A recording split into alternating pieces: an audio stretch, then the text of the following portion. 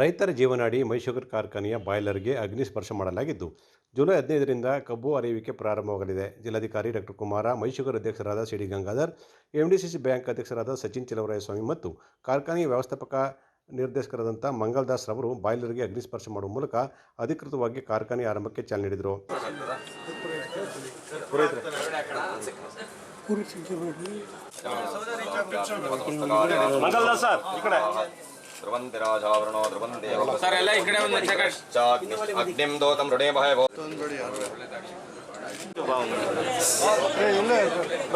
ಬಳಿಕ ಕಾರ್ಖಾನೆಯ ಎ ಮಿಲ್ಗೆ ಕಬ್ಬನ್ನು ಹಾಕುವ ಮೂಲಕ ಕಬ್ಬು ಅರೆಯುವಿಕೆಗೆ ತಾತ್ಕಾಲಿಕವಾಗಿ ಚಾಲನೆ ನೀಡಲಾಗಿದ್ದು ಜುಲೈಗೆ ಅಧಿಕೃತವಾಗಿ ಆರಂಭವಾಗಲಿದೆ.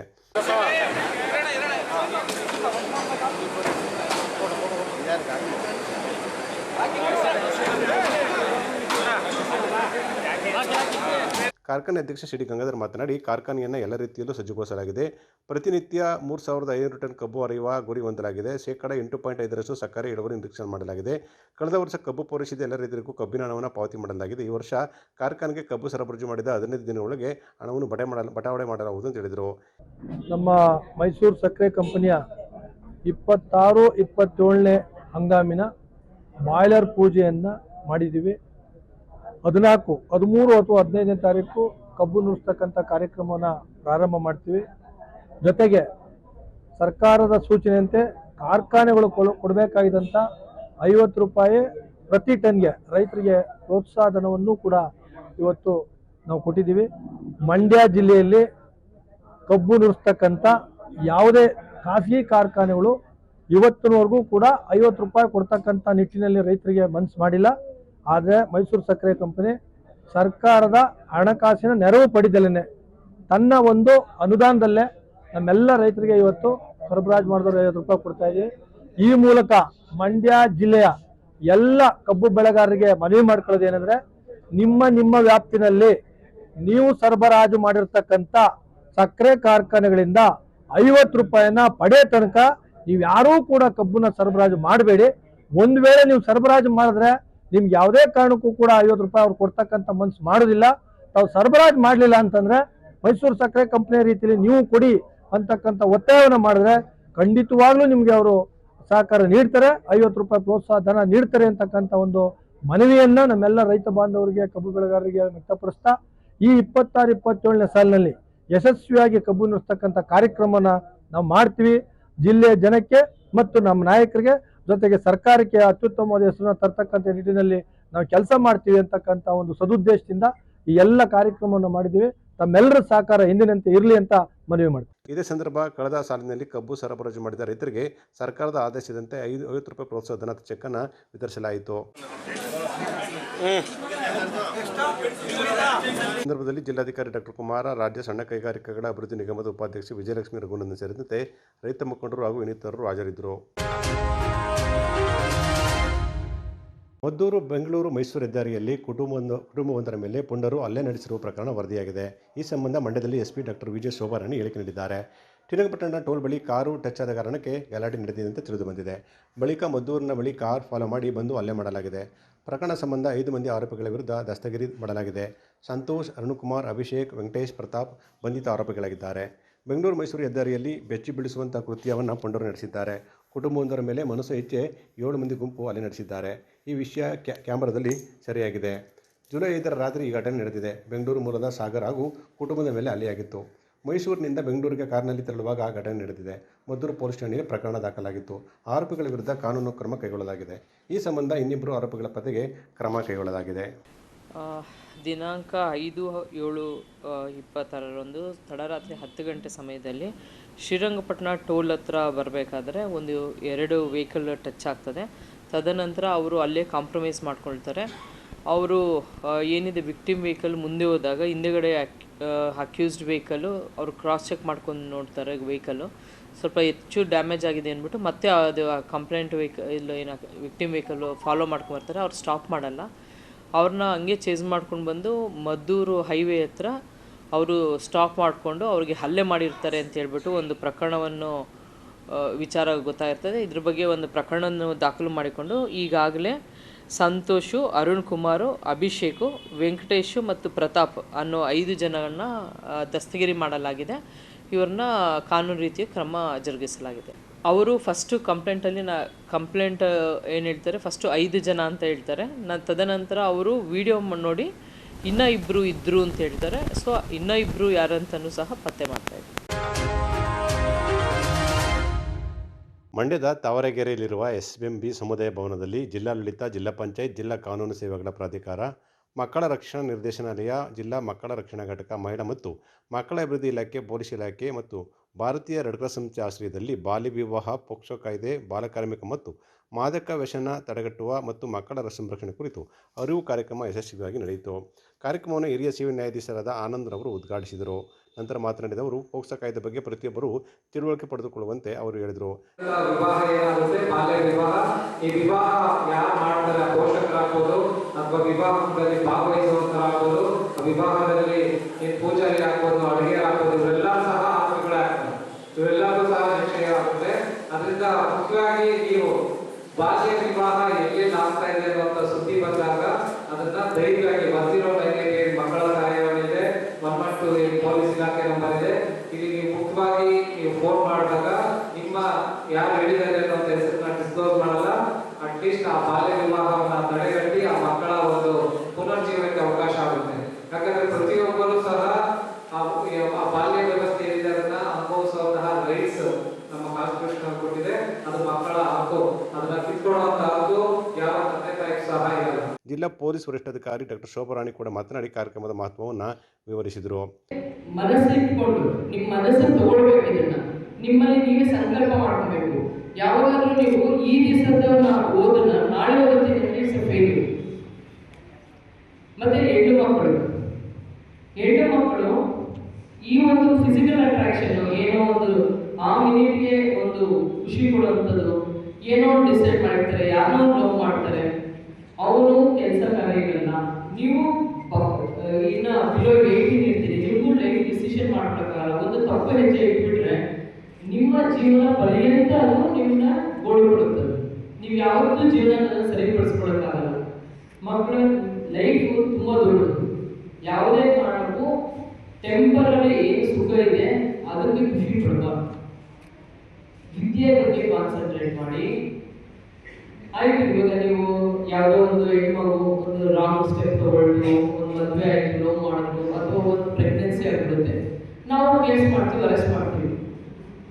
ನಿಮ್ದು ಜೀವನ ಅಂತ ಕಳೆದೋಯ್ತಲ್ಲ, ಅದನ್ನು ಸರಿಪಡಿಸ್ಲಿಕ್ಕೆ ಸಾಧ್ಯ ಇದೆಯಾ? ಕಡೆ ಪ್ರತಿಯೊಂದು ಮನೆಯಲ್ಲೂ ಪೊಲೀಸರು ನಿಂತು ಸಾಧ್ಯ ಇದೆಯಾ? ಹಂಗಾಗಿ ಇಂಥ ಒಂದು ಅವೇರ್ನೆಸ್ ಪ್ರೋಗ್ರಾಮ್ ತುಂಬಾ ಇಂಪಾರ್ಟೆಂಟ್. ಅದಕ್ಕೆ ಇವತ್ತು ಎಷ್ಟೇ ಒತ್ತಡ ಇದ್ರೂ ನಾನು ಇಂಥ ಅವೇರ್ನೆಸ್ ಪ್ರೋಗ್ರಾಮ್ ನಾನು ಮಿಸ್ ಮಾಡ್ಕೊಳ್ಳಲ್ಲ. ಮಕ್ಕಳು ನೀವೆಲ್ಲರೂ ಅಷ್ಟೇ ಈ ದಿನ ಈ ಒಂದು ಕಾರ್ಯಾಗಾರ ಉತ್ತಮವಾದ ಕಾರ್ಯಾಗಾರ ಇದು. ನಿಮ್ಮನ್ನ ನೀವು ಮನಸ್ಸು ಚೇಂಜ್ ಮಾಡ್ಕೊಳ್ಬೇಕು. ಯಾವುದೇ ರೀತಿ ಡೈವರ್ಷನ್ಸ್ ಬಿಟ್ಬಿಡಿ, ವಿದ್ಯೆ ಕಡೆ ಕಾನ್ಸಂಟ್ರೇಟ್ ಮಾಡಿ. ಮತ್ತು ಮತ್ತೊಂದೇನೆಂದ್ರೆ, ಕಾರ್ಯಕ್ರಮದಲ್ಲಿ ಭಾರತೀಯ ರೆಡ್ ಕ್ರಾಸ್ ಸಂಸ್ಥೆ ಅಧ್ಯಕ್ಷರಾದ ಮೀರಾ ಶಿವಲಿಂಗಯ್ಯ ಹಾಗೂ ಪ್ರಮುಖ ಅಧಿಕಾರಿಗಳು ಭಾಗವಹಿಸಿದರು. ಅಲಗೂರು ಸಮೀಪದ ಚನ್ನಪಟ್ಟಣ ರಸ್ತೆಯಲ್ಲಿರುವ ಅಂಡನಹಳ್ಳಿ ಗ್ರಾಮದಲ್ಲಿ ಹತ್ತುರುಡಿ ಹಬ್ಬವು ಪ್ರತ್ಯಕ್ಷವಾಗಿ ಗಮನ ಸೆಳೆದಿದೆ. ಅಲಗೂರು ವಾಸಿ ಪದ್ಮನಾಭಯವರ ಜಮೀನಿನ ಸೀಮೆ ಹುಲ್ಲಿನಲ್ಲಿ ಹಬ್ಬವನ್ನು ಕಂಡ ಜಮೀನಿನ ಮಾಲೀಕ ಪದ್ಮನಾಗ ಸ್ನೇಹಿತರಿಗೆ ಕರೆ ಮಾಡಿ ತಿಳಿಸಿದ ನಂತರ ಅಲಗೂರು ವಾಸಿ ಓರಗ ಪ್ರೇಮಿ ಕೃಷ್ಣರವರಿಗೆ ಕರೆ ಮಾಡಿ ತಿಳಿಸಿದರು. ಸೀಮೆ ಹುಲ್ಲಿನಲ್ಲಿ ಅಡಗಿದ್ದ ಹಬ್ಬವನ್ನು ಸಂರಕ್ಷಿಸಿ ಮುತ್ತತ್ತಿ ಅರಣ್ಯ ಪ್ರದೇಶಕ್ಕೆ ಬಿಡಲಾಯಿತು. ಎಷ್ಟು ಕೆಜಿ ಇದೆ? ಇಷ್ಟೇನಾ?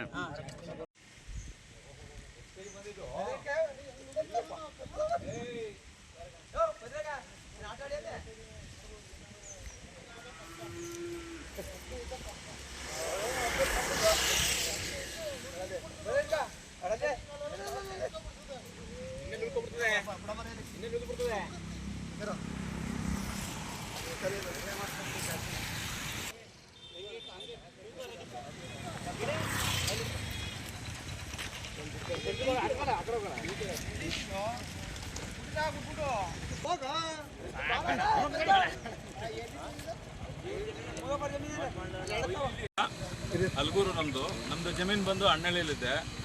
ನಾವು ಸೀಮೆ ಹೊಲ್ಕ್ ಹೋಗ್ಬೇಕಾದ್ರೆ ಇದು ಕಂಡಿದೆ ಹೆಬ್ಬಾವು. ಆ ಟೈಮಲ್ಲಿ ನಮ್ಮ ಸ್ನೇಹಿತರಿಗೆ ಪ್ರವೀಣ್ ಫೋನ್ ಮಾಡಿದಾಗ ಇವ್ರನ್ನ ಕರೆಸಿದ್ರು. ಅವ್ರ ಹೆಸರು ಕೃಷ್ಣಪ್ಪ ಅವರು ಅವ್ರು ಬಂದು ಹಾವು ಹಿಡಿದಿದ್ದಾರೆ. ಇಲ್ಲಿ ಸುತ್ತಮುತ್ತ ಕಂಡಳಿ ಗುಡ್ಡ ಇದೆ, ಆ ಗುಡ್ಡ ಇದೆ ಮುಖಾಂತರ ಈ ಕಡೆ ಬಂದಿದೆ. ಅದ್ರ ಜೊತೆಗೆ ಚಿಟ್ಟೆಗಳಿದೆ, ಚಿಟ್ಟೆ ಬರ್ತವೆ. ಚಿಟ್ಟೆ ಬಂದು ಏನು ಮಾಡುತ್ತೆ ಅಂದರೆ ಕರುಗಳು ಕುರಿಗಳನ್ನ ಎಲ್ಲನೂ ಇಟ್ಕೊಂಡು ಹೋಗ್ತವೆ. ಬರ್ತಾರೆ ಸರ್, ಇನ್ಫಾರ್ಮ್ ಮಾಡಿದ್ವಿ, ಅರಣ್ಯ ಇಲಾಖೆಗೂ ಇನ್ಫಾರ್ಮ್ ಮಾಡಿದ್ವಿ. ಏನಾರ ಪರಿಹಾರ ಸಿಗುತ್ತಾ ನಿಮಗೆ? ಪರಿಹಾರ ಸಿಗುತ್ತೆ, ಕೇಳಿ ಭರವಸೆ ಇದೆ ಸರ್. ಉಂಡನಳ್ಳಿ ಗ್ರಾಮದ ಸಮೀಪದಲ್ಲಿ ಈ ಹಿಂದೆ ಗ್ರಾನೈಟ್ ನಡೆಯುತ್ತಿದ್ದು, ಈ ಪ್ರದೇಶದಲ್ಲಿ ಚಿರತೆಗಳು ಹೆಬ್ಬಾವು ಅಲ್ಲಲ್ಲಿ ಕಾಣಿಸಿಕೊಳ್ತಿದ್ವು. ಅರಣ್ಯ ಇಲಾಖೆಯವರಿಗೆ ತಿಳಿಸಿದ್ದೇವೆ, ಯಾರೂ ಬಂದಿಲ್ಲ ಅಂತ ಜಮೀನಿನ ಮಾಲೀಕ ಪದ್ಮನಾಭ ತಿಳಿಸಿದರು. ಡಾಕ್ಟರ್ ಜಿ ಮಾದೇಗೌಡ ಪ್ರತಿಷ್ಠಾನ, ಭಾರತೀಯ ಎಜುಕೇಷನ್ ಟ್ರಸ್ಟ್ ಮತ್ತು ಮಹಾತ್ಮ ಗಾಂಧಿ ಸ್ಮಾರಕ ಟ್ರಸ್ಟ್ ವತಿಯಿಂದ ರಾಜ್ಯಮಟ್ಟದ ಡಾಕ್ಟರ್ ಜಿ ಮಾದೇಗೌಡ ಸಮಾಜ ಸೇವಾ ಮತ್ತು ಸಾವಯವ ಕೃಷಿಕ ಪ್ರಶಸ್ತಿ ಪ್ರದಾನ ಸಮಾರಂಭವನ್ನು ಜುಲೈ 10ರಂದು ಬೆಳಗ್ಗೆ 3:30ಕ್ಕೆ ನಗರದ ಗಾಂಧಿ ಭವನದಲ್ಲಿ ಹಮ್ಮಿಕೊಂಡಿರುವುದಾಗಿ ಪ್ರತಿಷ್ಠಾನದ ಅಧ್ಯಕ್ಷ ನಂಜೇಗೌಡ ತಿಳಿಸಿದರು. ಸುದ್ದಿಗಾರರೊಂದಿಗೆ ಮಾತನಾಡಿದ ಅವರು, 26ನೇ ವರ್ಷದ ರಾಜ್ಯಮಟ್ಟದ ಪ್ರಶಸ್ತಿ ಪ್ರದಾನ ಕಾರ್ಯಕ್ರಮ ಇದಾಗಿದ್ದು, ಸಮಾಜ ಸೇವಾ ಪ್ರಶಸ್ತಿಗೆ ಕರ್ನಾಟಕ ರಾಜ್ಯ ಮದ್ಯಪಾನ ಸಂಯಮ ಮಂಡಳಿ ಅಧ್ಯಕ್ಷರಾದ ಶರಣಪ್ಪ ಸರದಾಪುರ ಮತ್ತು ಸಾವಯವ ಕೃಷಿಕ ಪ್ರಶಸ್ತಿಗೆ ಪುಣ್ಯಭೂಮಿ ಸಂಸ್ಥೆಯ ಮುಖ್ಯಸ್ಥ ಡಾಕ್ಟರ್ ವಿಜಯ ಅಂಗಡಿ ಅವರನ್ನು ಆಯ್ಕೆ ಮಾಡಲಾಗಿದೆ ಎಂದು ಹೇಳಿದರು. ಶಾಸಕ ರವಿಕುಮಾರ್ ಗೌಡ ಗಣಿಗ ಪ್ರಶಸ್ತಿ ಪುರಸ್ಕೃತರಿಗೆ ಪ್ರಶಸ್ತಿ ನೀಡಲಿದ್ದು, ವಿಧಾನ ಪರಿಷತ್ ಸಭಾಪತಿ ಬಸವರಾಜ ಹೊರಟ್ಟಿ ಕಾರ್ಯಕ್ರಮದಲ್ಲಿ ಪಾಲ್ಗೊಳ್ಳುವರು. ಬೆಂಗಳೂರಿನ SGR ಮಹಿಳಾ ಪದವಿ ಕಾಲೇಜಿನ ಪ್ರಾಂಶುಪಾಲೆ ಡಾಕ್ಟರ್ ಪ್ರೇಮಾ ಸಿದ್ದರಾಜು, ವಿಧಾನ ಪರಿಷತ್ ಸದಸ್ಯ ಮಧುಜಿ ಮಾದೇಗೌಡ ಉಪಸ್ಥಿತರಿರುವರು ಅಂತ ಹೇಳಿದರು. ಇದರ ಪ್ರಕಾರವಾಗಿ ಅವತ್ತಿನ ಅಧ್ಯಕ್ಷತೆಯನ್ನು ಬಸವರಾಜ ಹೊರಟ್ಟಿಯವರು ಸ್ವೀಕರಣವ್ರನ್ನ ಕರೆಸಿದ್ದೀವಿ ಮತ್ತು ಪ್ರಶಸ್ತಿ ಪ್ರದಾನ ಮಾಡಲಿಕ್ಕೆ ಪಿ ರವಿಕುಮಾರ್ ಗಣಿಗ ಶಾಸಕರು ಮಂಡ್ಯ ವಿಧಾನಸಭಾ ಕ್ಷೇತ್ರ ಅವರು ಬರ್ತಾರೆ. ಹಾಗೆಯೇ ಮುಖ್ಯ ಅತಿಥಿಗಳಿಗೆ ಪ್ರೇಮಾ ಸಿದ್ದರಾಜು ಪ್ರಾಂಶುಪಾಲರು SGR ಮಹಿಳಾ ಕಾಲೇಜು ರಾಜಾಜಿನಗರ ಬ್ಯಾಂಗ್ಳೂರು.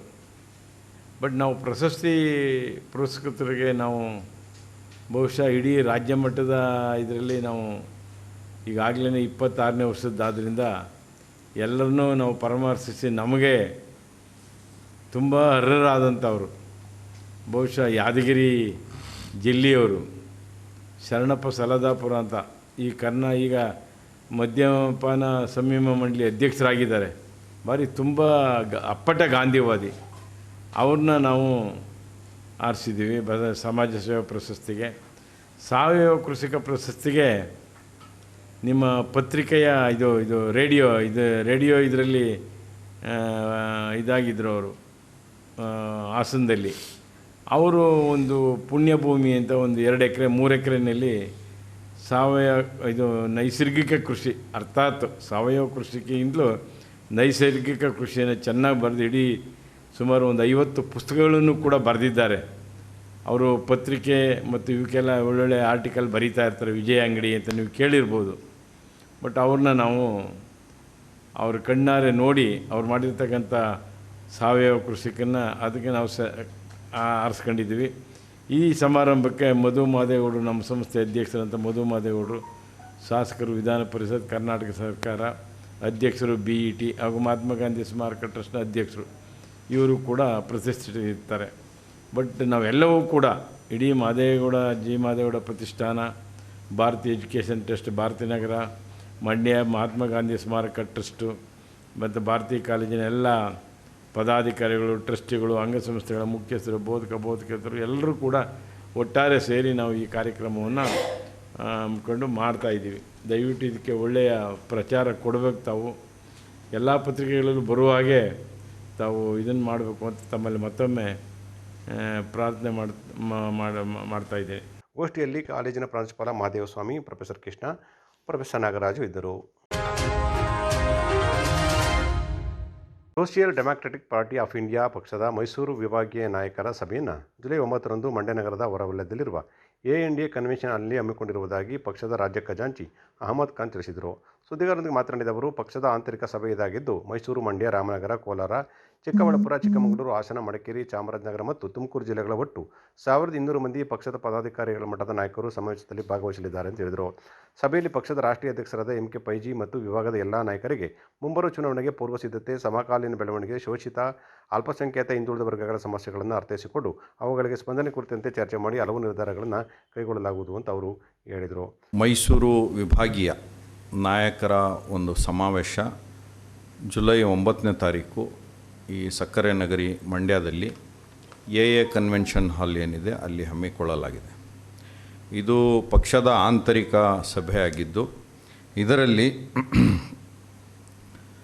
ಮೈಸೂರು ವಿಭಾಗದ ಸುಮಾರು 10 ಜಿಲ್ಲೆಗಳ ಜಿಲ್ಲಾ ಮಟ್ಟದಿಂದ ಹಿಡಿದು ತಳಮಟ್ಟದವರೆಗಿನ ನಮ್ಮ ಸಂಘಟನೆ ಏನಿದೆ ಅದರ ಎಲ್ಲ ನಾಯಕರುಗಳು, ಪದಾಧಿಕಾರಿಗಳು ಇದರಲ್ಲಿ ಭಾಗವಹಿಸಲಿದ್ದಾರೆ.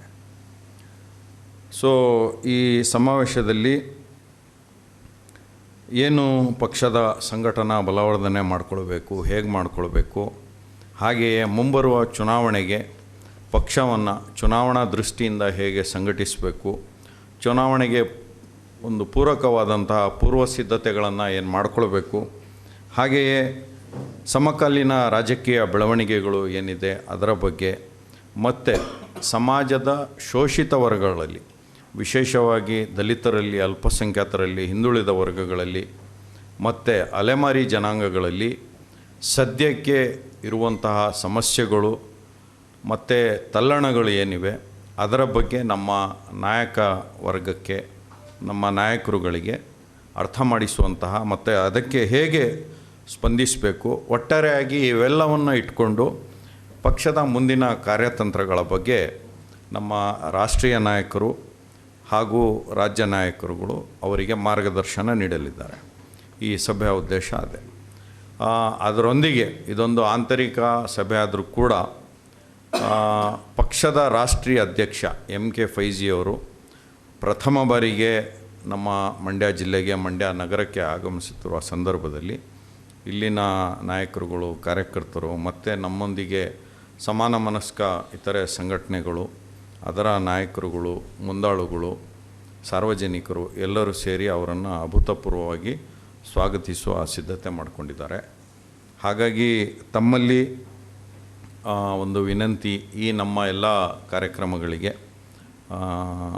ಸ್ವಾಗತ ಸಮಾರಂಭದಿಂದ ಹಿಡಿದು ಅವರನ್ನು ಸಭಾಂಗಣಕ್ಕೆ ನಾವೇನು ಇಲ್ಲಿಯ ನಾಯಕರುಗಳು, ಕಾರ್ಯಕರ್ತರು, ಜನತೆ ಕರ್ಕೊಂಡು ಹೋಗ್ತಾರೆ, ಅದನ್ನೆಲ್ಲ ತಾವು.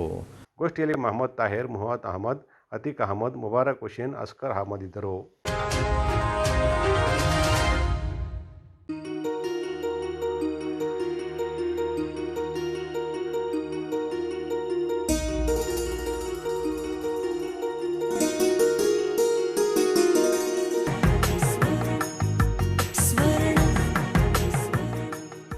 ಸ್ವರ್ಣ, ಇದು ಬಾಂಧವ್ಯಗಳ ಬೆಸುಗೆ,